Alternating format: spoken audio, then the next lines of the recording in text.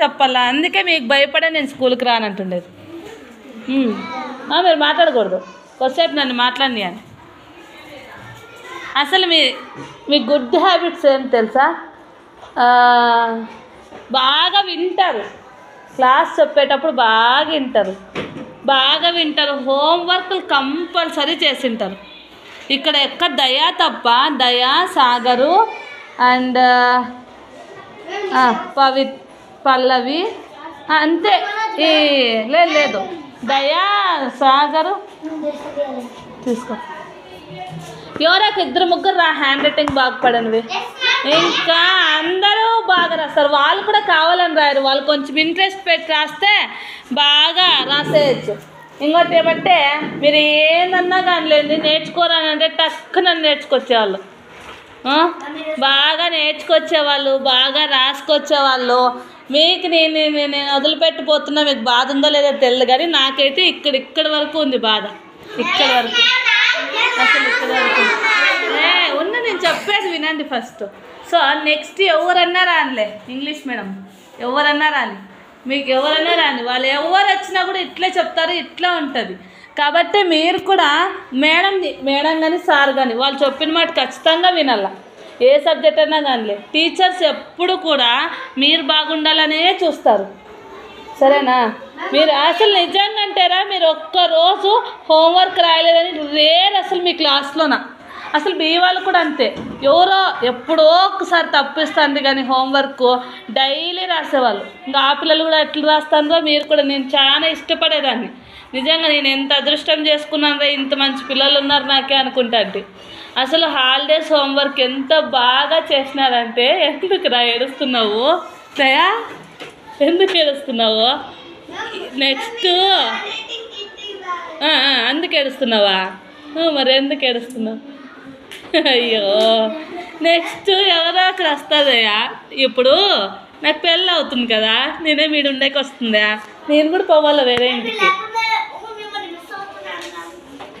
మీ దయాను బాగా రాసి బాగా చదువుకో, నేను ఫోన్ చేసి చెప్పు నేను బాగా చదువుతున్నా మేడం అని, నాకు అదే చాలు.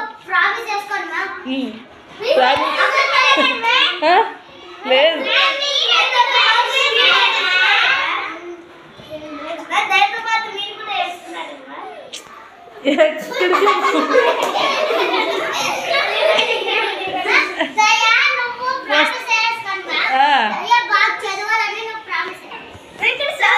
కాదురా, నేను ఎక్కడ పోతా ఖచ్చితంగా, అప్పుడప్పుడు వస్తా. మీకు ఎప్పుడు మాట్లాడాలనుకుంటే అప్పుడు చేయండి, సరేనా?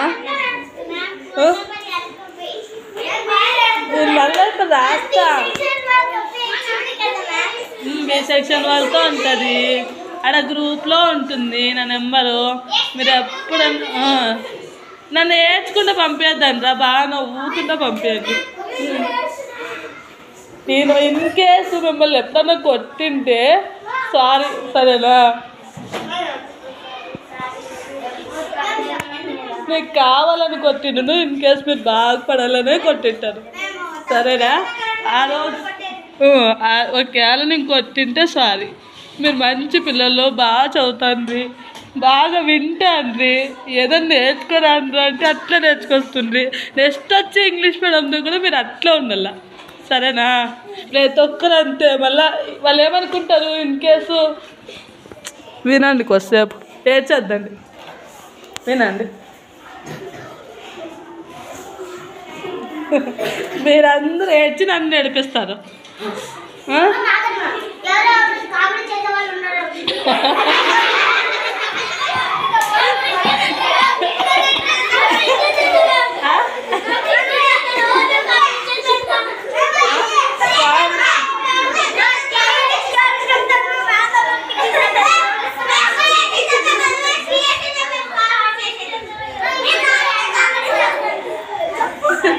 కామెడీ ఎవరు చేస్తారు అని వాడే కామెడీ చేసి నవ్వుపించేస్తాను. ఏదా కామెడీ ఎవరు చేస్తారని చెప్పి నువ్వే నవ్వుపించేస్తావు.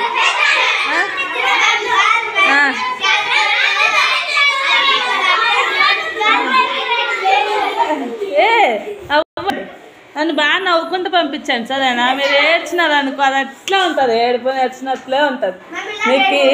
నేను ఖచ్చితంగా కొట్టినాను తిట్టినాను, ఎట్లు తిట్టి అట్లు కొట్టినాను, అది మీకోసమే. అన్ని మాత్రం అస్సలు తిట్టుకోవద్దండి. మీ చదువు గురించి ఇన్కేస్ ఎప్పుడన్నా బాధ పెట్టినా అరే బాగా మనం ఏదో లెసన్ చెప్పుకునేటప్పుడు నిజంగా స్పేస్ లేకపోతారంటే మీరు ఆ స్టేజ్ పోతే చాలరా. నేను ఎక్కడున్నా గుర్తు అంటే మా పిల్లలు ఖచ్చితంగా గుర్తుంటారా మీరు. నేను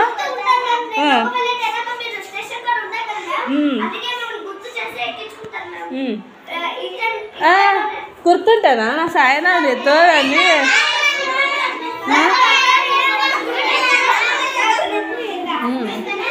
ఏడ్చొద్దున్నాండి వే, మళ్ళీ పోయేటప్పుడు సాయంత్రం పోతాం కదా అప్పుడు ఏడుతామంట. సాయంత్రం వరకు ఉంటా నేను. మీరు ఏడ్చి